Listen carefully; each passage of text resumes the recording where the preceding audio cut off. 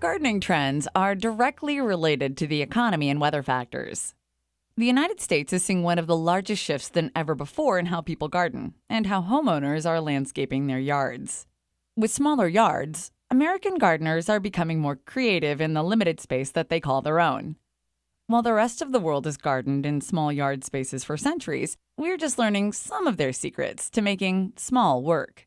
New gardening trends that you can incorporate into your garden are blending small fruiting plants into your landscape, using less lawn areas, planting drought-tolerant plants, using small-scale plants for smaller yards, garden with fragrant plants, go for year-round foliage and interest, try vertical gardening, be an efficient gardener.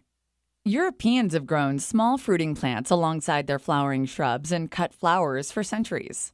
With new homes in the U.S. now having limited garden spaces and landscape areas, the normal evolution of gardening would be to incorporate vegetable and fruit plants with regular gardening shrubs and flowers. Each year, more people are taking a hand in their food selection by growing their own fruits and vegetables. Recent years' weather changes have caused many municipalities to place water restrictions on use during the summer months. Where green lawns once existed, we now see mostly brown straw-like blades of grass.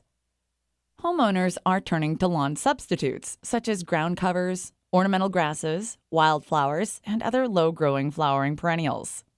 While planting drought-tolerant plants often goes hand in hand with less lawn space, we continue to see more homeowners adding drought-tolerant shrub and perennial garden plants into their regular landscape.